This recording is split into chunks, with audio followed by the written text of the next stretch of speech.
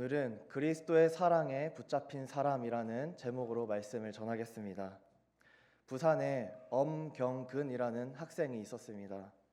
이 친구는 학교에서 문제아로 찍힌 학생이었습니다. 소위 말하는 일진이었습니다. 친구들을 괴롭히고 오토바이를 타고 또 청소년이 해서는 안 되는 술과 담배를 하는 그런 비행 청소년이었습니다. 그랬던 이 학생이 어느 날 완전히 변화되게 되는데요. 바로 한 사람 때문에 변화되게 되었습니다. 고등학교 2학년 때 담임 선생님이자 미술 선생님이셨던 김진희 선생님을 통해서 변화가 되었습니다. 이 선생님은 문제아가 그린 그림을 보시고서는 아주 특별한 재능이 있다고 그 학생에게 칭찬을 해주셨습니다. 그러면서 너 재능이 있으니까 미술부장을 한번 해보면 어떻겠니? 라고 말씀하셨다고 합니다.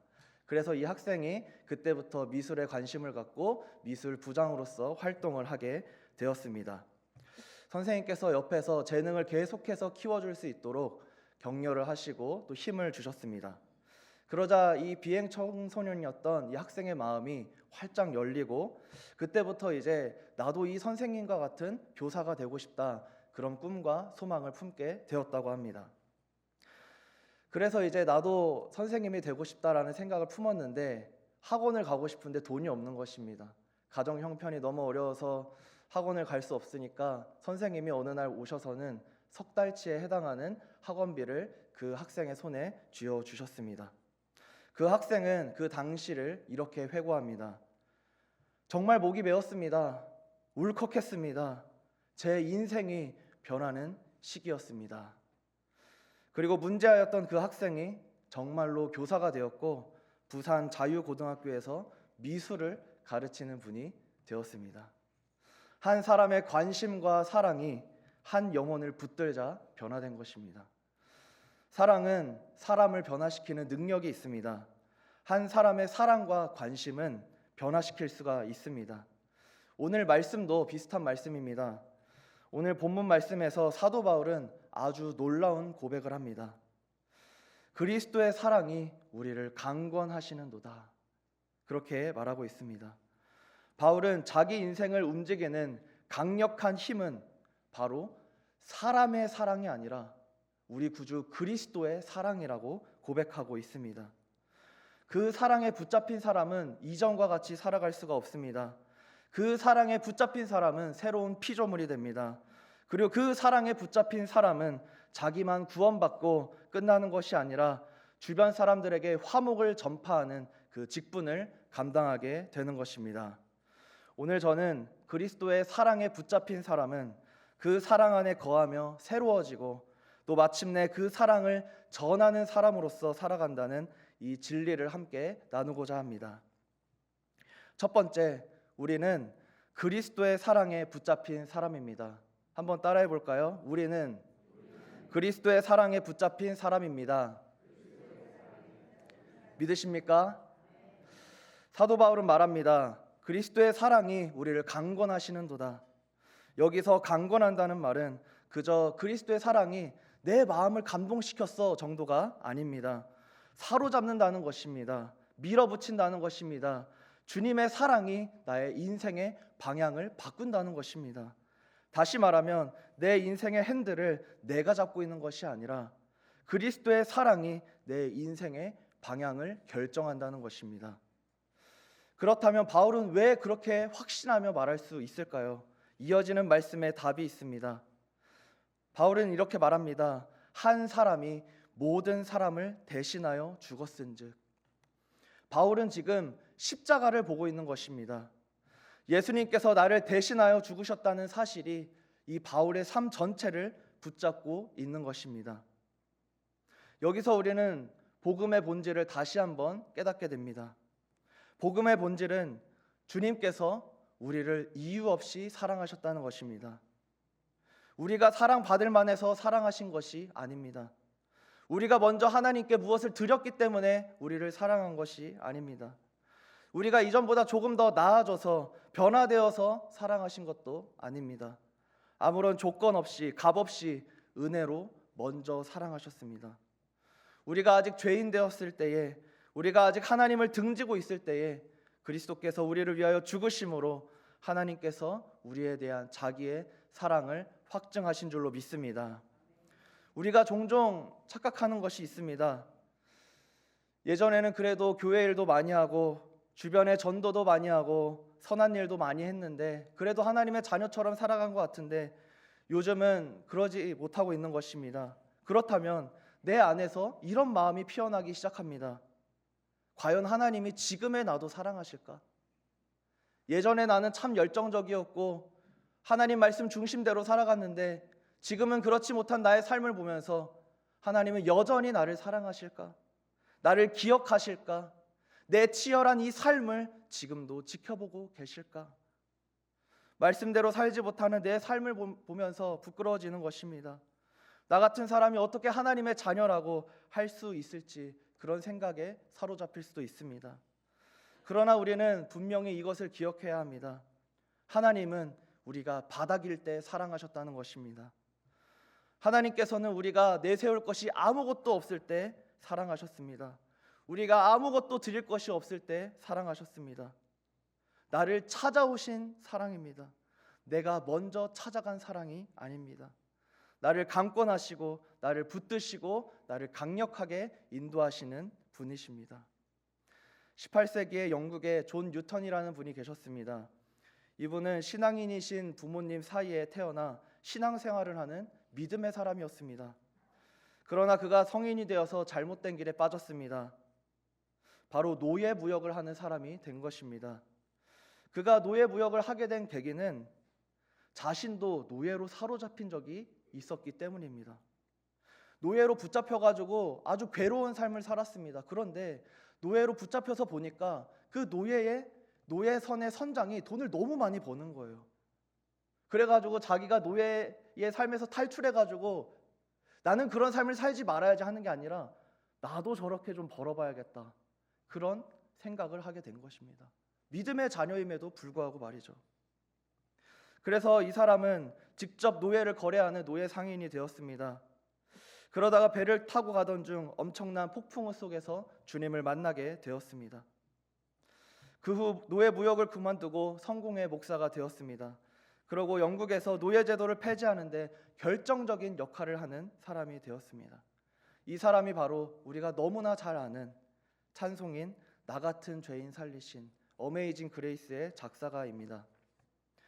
존 뉴턴의 삶이 우리에게 보여주는 것이 있습니다. 사람을 바꾸는 것은 결심이 아닙니다. 의지가 아닙니다. 그가 자란 환경이 아닙니다. 사람을 돌이키게 하는 것은 죄된 자리에서 사랑의 자리로 옮기게 하는 것은 바로 하나님의 사랑밖에 없습니다. 그리스도의 사랑이 그 사람을 붙들 때에, 그 사람을 강권할 때에, 그 사랑에 매여 있을 때에 그 사람은 변화될 수 있는 것입니다. 그리스도의 사랑에 붙잡히면 인생이 바뀝니다. 삶이 달라집니다. 예배를 드리는 이유도 달라집니다. 예전에는 습관처럼 나왔다면 이제는 나를 사랑하신 주님 때문에 나오게 되는 것입니다. 기도하는 이유도 달라집니다. 당장 급히 꺼야 할 불이 있어가지고 기도하는 것이 아니라 하나님을 너무나 사랑해서 하나님과의 관계 때문에 기도하게 되는 것입니다. 봉사하는 이유도 달라집니다.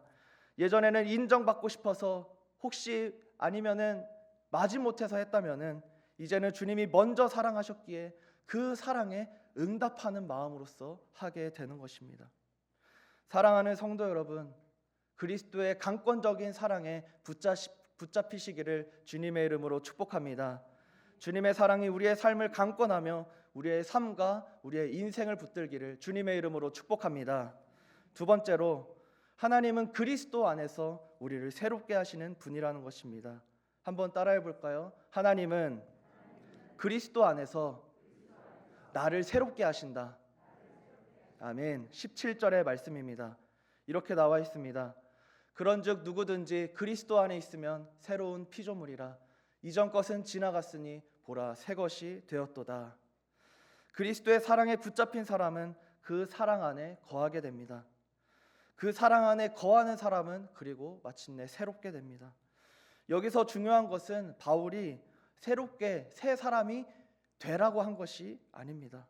새로운 피조물이 되었다라는 것입니다. 다시 말해 나를 새롭게 만드는 분이 계시다는 것입니다. 내가 새로워지려고 내가 의지로 내가 어떤 결심을 통해서 새로워지는 것이 아니라 하나님께서 나를 새롭게 하신다는 것입니다. 신앙생활을 하다 보면 자꾸 자기 자신을 바꾸려는 시도를 합니다. 결심을 하고 결단을 합니다. 강력한 의지로 실행해 보려고 합니다. 이러한 시도들이 무의미하다는 것은 아닙니다. 마땅히 우리는 회개를 하고 회심을 하고 우리의 심령을 그리스도께로 계속해서 돌이키는 삶이 있어야 합니다. 그러나 오늘 말씀이 우리에게 말하는 것은 구원론적으로 말하는 것입니다. 우리를 새롭게 하는 분이 있다는 것입니다. 성경은 인간이 노력을 통해 괜찮은 존재가 될 수 있다고 말하지 않습니다. 인간은 죄로 인해 완전히 타락했으며 하나님의 심판대 앞에 서게 될 것이라고 말합니다. 고린도후서 5장 10절에서 이렇게 말합니다. 이는 우리가 다 반드시 그리스도의 심판대 앞에 나타나게 되어 각각 선악간에 그 몸으로 행한 것을 따라 받으려 함이라. 여기 말씀해 보시면 우리가 다 한 명도 빠짐없이 반드시 그리스도의 심판대 앞에 나타나게 될 것이라고 말합니다. 그리고 각각 선악간에 그 몸으로 행한 것을 따라 받으려 함이라 이렇게 나와 있습니다. 세번역 성경에는 그 행한 것을 따라서 보응을 받는다라고 나와 있습니다. 그래서 사도 바울이 말합니다. 11절입니다. 우리는 주의 두려우심을 알므로 사람들을 권면하거니와. 우리가 나중에 그리스도의 심판대 앞에 서게 될 텐데 주님이 얼마나 두려우신지 알기 때문에 사람들을 향해서 권면하게 된다는 것입니다. 무엇을 권면하나요? 그 말씀이 바로 14절의 말씀입니다. 한 사람이 모든 사람을 대신하여 죽었은즉 모든 사람이 죽은 것이라. 우리를 위하여서 죽으신 그리스도, 그 십자가를 권면하게 된다는 것입니다. 심판대 앞에 서서 육신의 행함에 따라 마땅한 보응을 받게 될 우리가 우리를 위하여 죽으신 그리스도의 십자가를 전파하는 그런 삶을 살게 된다는 것입니다. 그 십자가 사랑으로 말미암아 우리가 새롭게 되었고 그리스도 안에서 새로운 피조물이 되었다는 것입니다. 나를 바꾸실 수 있는 분은 오직 그리스도 예수인 줄로 믿습니다. 좋은 격언이 나를 바꾸지는 못합니다. 세상의 지혜가 나를 새롭게 만들지 못합니다. 그러나 오직 예수만이 새롭게 하실 수 있는 줄로 믿습니다. 푸에르토리코에 니키 크루저라는 분이 계셨습니다. 이분이 어렸을 때 자란 환경은 매우 처참했습니다. 그의 부모님은 영매술을 신봉하는 사람이었습니다. 우리나라로 따지자면 무당집 같은 것입니다. 그리고 그의 어머니는 자기 자신의 아들을 향해서 이렇게 불렀습니다. 너는 사탄의 아들이다. 그가 자란 동네는 푸에르토리코에서 가장 위험한 동네 중 하나였습니다. 그러던 중 15살에 뉴욕에 가게 되었습니다. 자기 형이 뉴욕에 있었는데 부모님이 그곳으로 보낸 것입니다. 그런데 뉴욕에 도착해서 그는 형에게 가지 않고 도망쳤습니다. 거리를 떠돌았습니다. 그러다가 마우스라고 하는 갱단에 들어가게 되었습니다. 그리고 그 갱단 생활을 성공적으로 해서 승승장구해서 갱단의 두목까지 되었습니다. 승승장구했다고 해도 될지 모르겠습니다. 그렇게 갱단의 두목이 되어서 금품을 빼앗고 도둑질하고 온갖 나쁜 짓을 하던 그 사람이 어느 날 평소처럼 동네를 걷고 있는데 복음을 전하고 있는 데이비드 월커슨이라는 목사님을 만나게 되는 것입니다. 목사님이 말했습니다. 예수님은 당신을 사랑하십니다. 예수를 믿으십시오. 그러자 갱 두목인 자신이 지나가는데도 피하지 않고 무서워하지도 않고 큰 소리를 치며 예수 믿으라고 하는 그 목사님을 향해서 몹시 화가 나서 발로 차고 구타를 했습니다. 그러고 다음 날이 되었습니다. 똑같은 곳을 지나가는데 또다시 목사님이 거기 계신 것입니다. 이번에는 그냥 계신 것이 아니고 팔에 붕대를 감고 얼굴에 멍이 든 채로 그 자리에 계셨습니다. 그리고 똑같이 어제처럼 그 사람에게 말했습니다. 예수님은 당신을 사랑하십니다. 예수님을 믿으셔야 됩니다. 그래서 이 사람이 그렇게 말합니다. 목사님을 향해 침을 뱉으며 이렇게 말합니다. Go to hell. 지옥에나 떨어져라. 그러자 목사님은 그의 바지춤을 붙잡은 채로 이렇게 말했다고 합니다.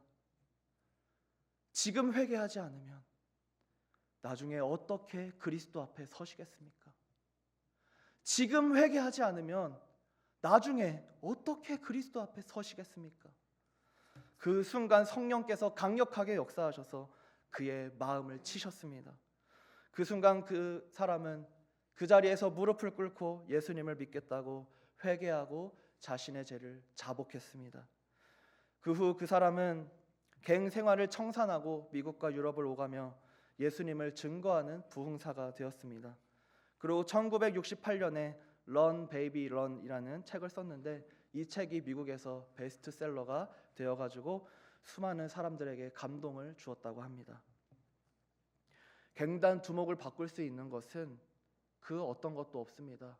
목숨의 위협도 그 사람을 바꿀 수는 없었습니다. 주변 사람들이 저 사람은 안 돼, 저 사람은 바뀌지 않아 라고 말했습니다. 가족도 포기하고 친구도 포기하고 국가도 포기할 수도 있습니다. 그러나 예수님은 다르십니다.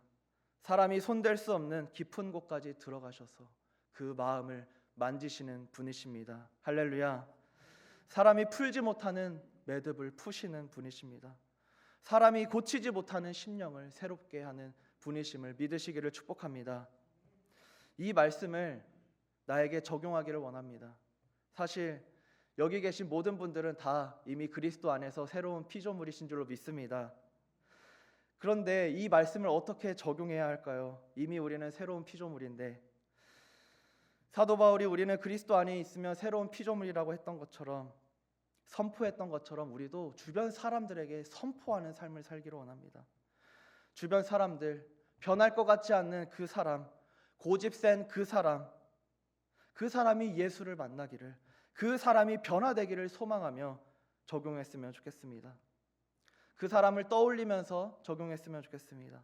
하나님, 그 사람 변화되게 하여 주시옵소서. 그 사람 가운데 예수가 필요합니다. 그 사람 인생 가운데 그리스도께서 찾아오셔야 됩니다. 나에게 강권적인 사랑으로 오셔서 붙들어 주셨던 것처럼 그 사람도 변화시켜 주시옵소서. 그렇게 적용하는 우리가 되기를 원합니다.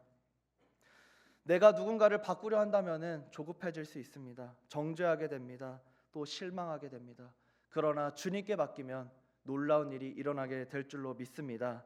이 믿음으로 나아가기를 주님의 이름으로 축복합니다. 마지막 세 번째입니다. 하나님께서는 우리에게 화목의 직분을 맡기셨습니다. 18절 말씀 우리 한번 같이 읽어봤으면 좋겠습니다. 모든 것이 하나님께로 났으며 그가 그리스도로 말미암아 우리를 자기와 화목하게 하시고 또 우리에게 화목하게 하는 직분을 주셨으니. 여기 말씀해 보시면 주님께서 우리에게 화목하게 하는 직분을 주셨다고 나옵니다. 그것뿐만이 아닙니다. 그 다음 절인 19절에 보시면 이렇게 나와 있습니다. 화목하게 하는 말씀을 우리에게 부탁하셨느니라. 이렇게 나와 있습니다. 하나님께서 우리에게 화목하게 하는 말씀을 부탁하셨다는 것입니다. 이것이 바로 복음의 확장성입니다. 복음은 개인적인 것에서 끝나지 않습니다. 나를 사랑하시고 우리를 새롭게 하신다는 것에서 끝나는 것이 아닙니다. 우리에게 임한 그 사랑, 그 놀라운 복음을 전파하는 화목의 직분을 우리에게 주셨습니다. 우리를 통해서 그 사랑이 전파되고 흘러가기를 원하시는 것입니다. 사도 바울은 주님께서 우리에게 부탁하셨다고 말씀하십니다. 그렇습니다. 또한 마태복음에서도 주님께서 우리에게 이렇게 말씀하셨습니다. 가르치고 치유하고 선포하라. 이것이 바로 예수님께서 우리에게 주신 지상 대사명이 아닙니까? 지금 사도 바울은 선포에 대해서 말하는 것입니다. 화목의 직분을 맡은 자로서 선포하라는 것입니다. 복음이 흘러가야 한다는 것입니다. 복음이 전해져야 한다는 것입니다. 로마서 10장 13절에서 15절에 사도 바울은 또 이렇게 말합니다. 누구든지 주의 이름을 부르는 자는 구원을 받으리라. 그런즉 그들이 믿지 아니하는 이를 어찌 부르리요? 듣지도 못한 이를 어찌 믿으리요? 전파하는 자가 없이 어찌 들으리요? 보내심을 받지 아니하였으면 어찌 전파하리요? 내가 받은 그 사랑과 은혜가 전파되어야 한다는 것입니다. 내 삶 가운데만 고여 있는 것이 아니라 흘러가야 한다는 것입니다. 듣지 못하고 전해주지 않으면 듣지 못한다는 것입니다. 그리고 전해주지 않으면 어떻게 믿겠냐고 말하는 것입니다. 그리고 그 사랑이 전파되는 영광스러운 자리에 우리를 화목의 직분자로 세워주셨다는 것입니다. 우리 이렇게 믿음으로 나 자신을 향해서 선포했으면 좋겠습니다. 나는 화목의 직분자입니다. 나는 화목의 직분자입니다. 또 옆 사람을 향해서 이렇게 선포했으면 좋겠습니다. 당신도 화목의 직분자입니다. 당신도 화목의 직분자입니다. 나만 직분자가 아닙니다. 내 옆에 있는 분도 화목의 직분자이고 우리 모두가 화목의 직분자입니다. 그렇습니다. 그렇기 때문에 우리 공동체 안에, 우리 교회 안에 먼저 화목이 넘쳐나기를 소망합니다. 또한 그 사랑을 기억하면 화목을 전파하지 않을 수가 없습니다. 이 화목은 먼저 하나님과의 화목입니다. 하나님께서 화목하게 하신 그 화목을 전파하는 저와 여러분이 되기를 주님의 이름으로 축복합니다. 말씀을 맺겠습니다. 사랑하는 성도 여러분, 그리스도의 강권적인 사랑이 나를 붙들고 계심을 믿으십니까? 믿으십니까? 이유 없이, 그리고 조건 없이, 값 없이 우리를 사랑하신 그 사랑 안에 붙드시고 거하시고 매여 있으시기를 주님의 이름으로 축복합니다. 그 강권적인 사랑에 사로잡히시기를 주님의 이름으로 축복합니다. 그 사랑이 우리를 새롭게 하십니다. 이전 것은 지나갔으니 보라 새 것이 되었도다. 그 말씀이 우리 마음 안에 새겨지기를 소망합니다. 그리고 그 말씀을 나만 붙드는 것이 아니라 복음이 꼭 필요한 그 사람, 변화되어야 할 그 사람, 소망이 없고 절망 중에 있으며 고난 중에 있고 낙심 중에 있는 그 사람에게도 전해지는 화목의 직분을 감당하는 저와 여러분이 되기를 주님의 이름으로 축복합니다. 축복합니다. 기도하겠습니다. 우리 이제 다 같이 일어나셨어요. 우리 이 찬양 하나님 앞에 한번 드립시다. 오늘 그 그리스도의 강권적인 사랑에 매여서 우리의 마음속에 하나님의 사랑이 넘쳐나기를 소원합니다. 같이 그 마음으로 고백합시다. 오직 주의 사랑에 매여 내 영 기뻐 노래합니다. 이 소명의 언덕 기쁨의 땅에서 주께 사랑 드립니다. 오직 주의 임재 안에 가셔 내 영 기뻐